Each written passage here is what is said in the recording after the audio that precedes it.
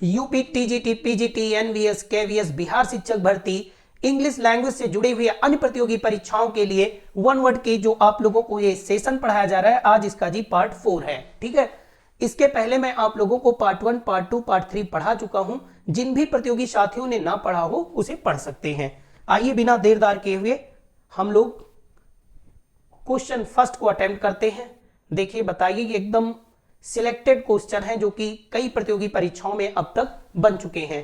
आप लोग इनको सीखते भी रहिए, रिवीजन भी करते रहिए और नोट डाउन भी करते रहिए। देखिए, शॉर्ट पीस ऑफ राइटिंग और acting about a person, place और इवेंट, ये क्या होता है? Short piece of writing, okay, voluntarily होता है कि वीनेट होता है कि वैग्रेंट होता है कि वैंडल होता है? बताइए। तो नो डाउट ये जो शॉर्ट पीस ऑफ राइटिंग और acting about a person, place और इवेंट जो होती है, शॉर्ट पीस ऑफ राइटिंग किसी व्यक्ति के बारे में, किसी स्थान के बारे में जो इसे होता है, इसको हम लोग वीनेट पढ़ते हैं। ओके, तो ऑप्शन बी इज करेक्ट।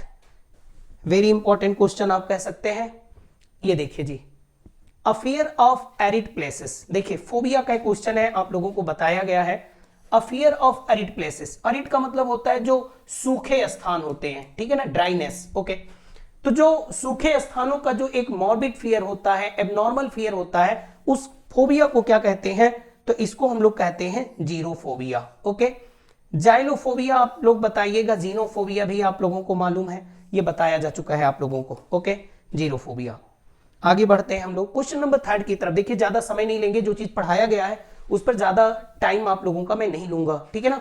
फटाफट हम लोग आगे बढ़ेंगे क्योंकि ये रिवीजन भी होना है और जो चीज आपको नहीं बताया गया उसको मैं डेफिनेटली एक्सप्लेन करूंगा। A person working on a trial period, okay, जब किसी व्यक्ति को एक ट्रायल पीरियड पर रखा जाता है, उसे परमानेंट नहीं किया जाता। जैसे आप लोगों ने जॉब में देखा होगा कि प्रोबेशन पीरियड होता है, जब कोई जॉब पाता है तो कुछ दिन का परीक्षा काल होता है कि मतलब उसको उस पीरियड में अपने काम में खरा उतरना होता है, सही परिणाम देना होता है। तो जो प्रोबेशन पीरियड होता है तो वो प्रोबेशनर होता है ना। ओके, ये बात आपको याद रखनी है। A person working on a trial period, जब किसी व्यक्ति को काम पर एक ट्रायल पीरियड में रखा जाता है कि अगर वो सही होगा तो उसे परमानेंट कर दिया जाएगा, नहीं तो उसको पीछे कर दिया जाएगा, हटा दिया जाएगा। ओके, आगे बताइए। प्रॉफिट तो आप जानते ही होंगे। ओके, प्रॉफिट पैगंबर होता है ना, जो धार्मिक दूत होता है, धर्मदूत होता है, ठीक है ना। ओके, प्रीवैरिकेट का मतलब होता है वाक छल करना, यानी बात बताते समय कोई चीज बात को छुपाना, ठीक है। ओके, और प्रोफ्लिगेट का मतलब होता है अपव्यय करना में, है ना। आगे बढ़ते हैं, ये सब आप लोगों को बताया जा चुका है जी। क्वेश्चन नंबर 4 पे आते हैं। A piece of wood, metal etcetera use for supporting something और keeping it in position. A piece of wood यानी लकड़ी का कोई टुकड़ा होता है या मेटल का, कोई धातु का होता है या किसी और चीज का बना होता है और जिसको सपोर्ट के लिए यूज किया जाता है, जिसको हम लोग अपने हिंदी भाषी लोग इसको थूनी कहते हैं। देखा होगा आप लोगों ने, छप्पर ऊपर में लगा रहता है सपोर्ट के लिए, या मान लो कोई टीन शेड वगैरह छाया जाता है तो उसमें एक पाइप हम लोग एक सपोर्ट के लिए लगाते हैं, तो हम लोग इसको सपोर्ट के लिए इसको पॉप कहते हैं, ठीक है ना। ये बात आपको याद रखना है। ओके, प्रॉप, सॉरी, ये प्रॉप होता है, तो डेफिनेटली इसका मतलब ही होता है थूनी या कोई सपोर्ट के लिए लगा हुआ पोल वगैरह को हम लोग प्रॉप कहते हैं। आगे बढ़ते हैं, चलिए क्वेश्चन नंबर 5 पे ध्यान देते हैं। The first design of something from which other forms और कॉपीड और developed. Okay, the first design of something, है ना, जो किसी चीज का फर्स्ट डिजाइन होता है, यानी जिसको आप कह सकते हो कि वो एक नमूना दिया जाता है, वो पहला होता है जिसको सभी लोग कॉपी करके और फिर उसके बाद और आगे बनाई जाती है कोई चीज, चाहे साहित्य लिखे जाते हो, चाहे कोई वस्तु होती है इन्वेंशन की, तो उसको क्या कहा जाता है? उसको प्रोटोटाइप कहा जाता है। आपने पढ़ा होगा लिटरेचर में प्रोटोटाइप। ओके, और ये प्रोटोकॉल क्या होता है आपको पता होगा। ओके, प्रोसिलाइट का मतलब होता है धर्मांतरण करना, अपना धर्म छोड़कर दूसरे धर्म को अडॉप्ट कर लेना। ओके, प्रोसिलाइट होता है। ओके, चलिए फटाफट बढ़ते रहते हैं। क्वेश्चन नंबर 6 को बताइए आप लोग। One who studies election trends, वह व्यक्ति जो चुनाव की परंपरा का अध्ययन करता है by means of opinion polls. Okay, opinion polls के जरिए जो व्यक्ति चुनाव की समीक्षा करता है, ठीक है ना, जो चुनावी समीक्षक होता है, उसको हम लोग क्या कहते हैं? अंग्रेजी में स्यूडोनिम कहते हैं, इसको सेफोलॉजिस्ट कहा जाता है। याद रखिएगा, वेरी इंपॉर्टेंट वर्ड आप कह सकते हैं, सेफोलॉजिस्ट। चुनावी समीक्षक होता है, साइकोलॉजिस्ट होता है और ये आपका ऑप्शन बी इज करेक्ट। चलिए फटाफट बढ़ते रहते हैं, ज्यादा समय मैं आपका नहीं लेना चाहता, ये सोचता हूं कि जल्दी जल्दी आपका रिवीजन हो जाए और जो चीज क्लियर नहीं है वो आप लोगों को क्लियर कर दिया जाए। An event which happens once in 5 year, जो चीज 5 वर्ष में जो चीज घटित होती है ना, उसको हम लोग क्या कहते हैं, रिकरिंग 5 ईयर्स। ओके, इसका सीधा मतलब है जी क्विंक्वेनियल। ओके, इसको स्पेलिंग एरर के लहजे से ही बेहद ही इंपॉर्टेंट है, ध्यान दीजिएगा। इसकी स्पेलिंग को थोड़ा सा आप लोग इस तरह लिख लो,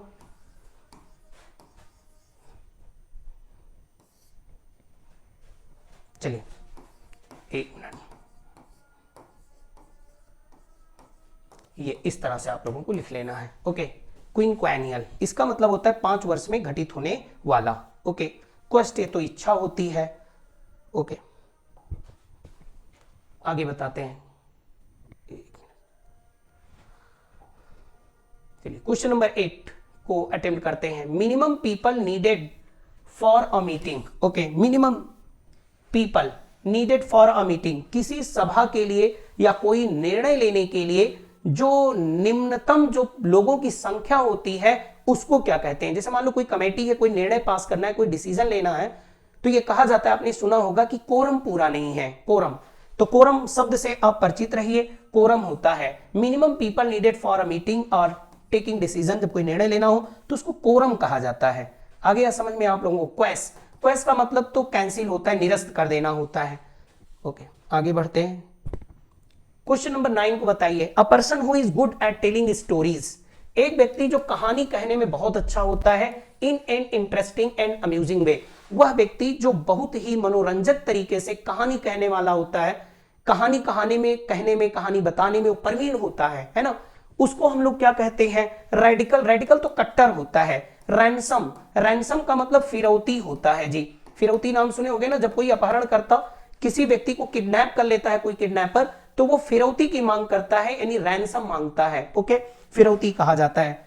ओके, रिसिपिएंट नहीं कहते हैं, इसको हम लोग रेकाउंटर कहते हैं, रिकाउंटर। ओके, रेकाउंटर तो एक होता है कहानी कहने में, one who is good at telling story, उसको रेकाउंटर कहा जाता है।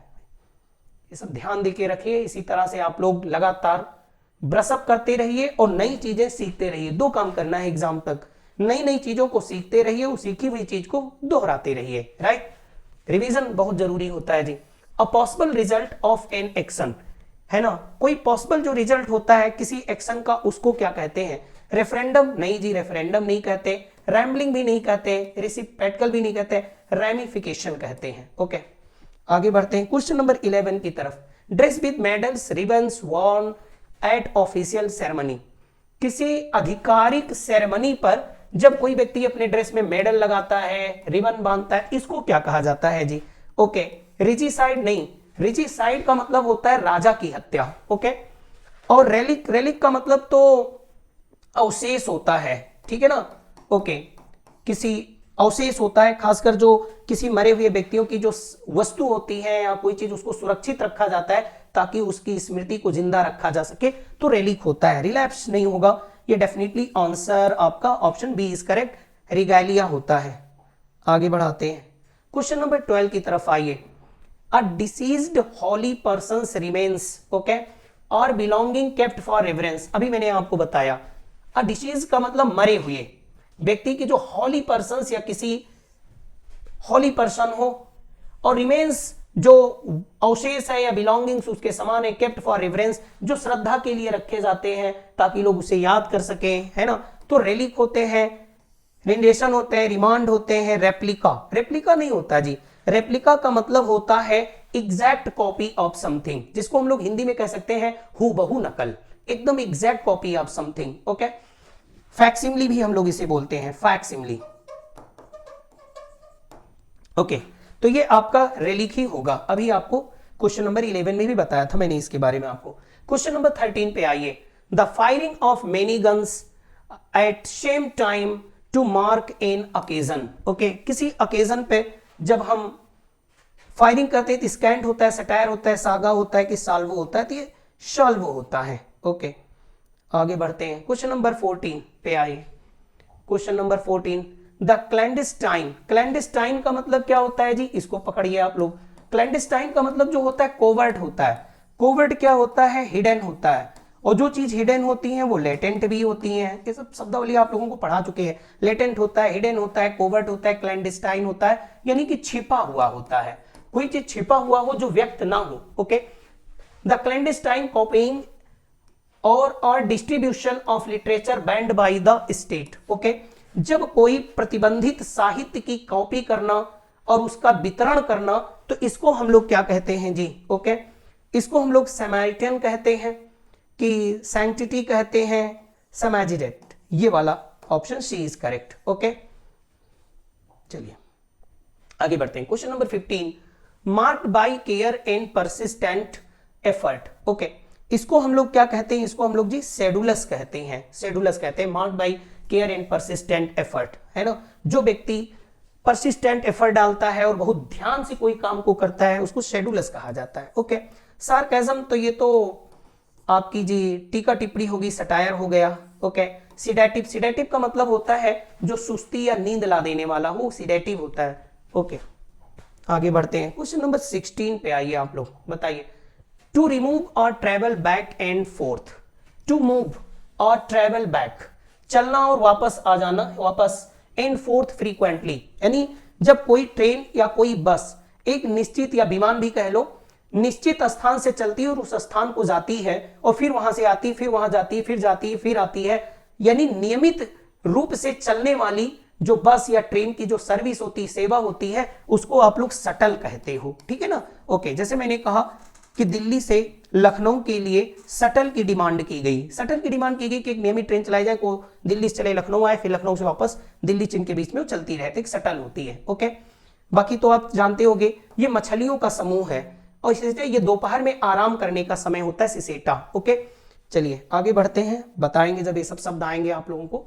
Enjoying and affording warm secure shelter cover and opportunity for ease and contentment. Okay, जब आप एक जो enjoying and affording warm secure shelter, okay, cover and opportunity for ease and contentment, तो इसको आप स्नग कहते हो। ठीक है, जब कोई गर्म स्थान पे आप अपने को रख लेते हैं और आरामदायक आप पाते हैं, है ना, तो उसको हम लोग स्नग कहते हैं। स्लॉट नहीं होगा, सॉल्वेंट नहीं होगा, स्नॉब, स्नॉब माने तो दम होता है। ठीक है, ओके, सुपीरियरिटी कॉम्प्लेक्स, तो स्नग होगा। क्वेश्चन नंबर 18 की तरफ बढ़ते हैं। अ ड्रग और अदर सब्सटेंस, एक दवा होती है या कोई अन्य पदार्थ, दैट इंड्यूसेस स्लीप, जो नींद ला देता है। नींद ला देने वाली दवा या कोई पदार्थ हो तो उसको आप लोग क्या कहेंगे। ओके, तो उसको आप लोग सॉर्सरी कहेंगे, सॉलिट्यूड कहेंगे, सोवनीर कहेंगे, तो शोपोर्फिक कहा जाता है इसको। ओके, ये नींद लाने वाली, अभी इसको मैंने सिडेटिव भी बोला था आप लोगों को। ओके, चलिए question number 19, STD of caves, गुफाओं का अध्ययन। जो गुफा का अध्ययन होता है उसको क्या कहेंगे, ontology, archaeology, anthropology, speleology. Okay, option D is correct है, याद रखिएगा, स्पेलिंग भी याद रखिएगा आप लोग।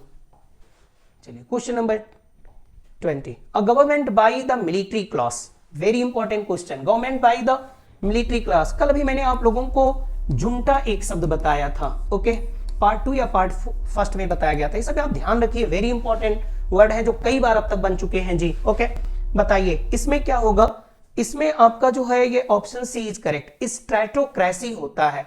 ये मैं आपको पढ़ा चुका हूं जी, ये भी बता चुका हूं, ये भी बताया जा चुका है, तो option C is correct. Okay, चलिए क्वेश्चन नंबर 21, देखिए आज का सेशन यहीं पे समाप्त होता है। आपको आगे जो प्रश्न हैं ये एक लंबी सीरीज है, ये अब आपको जी पार्ट 5 में ये सब आपको पढ़ाया और बताया जाएगा। नेक्स्ट वीडियो में, नेक्स्ट सेशन में मेरी आपसे फिर से मुलाकात होती है। तब तक के लिए सभी प्रतियोगी साथियों को नमस्कार।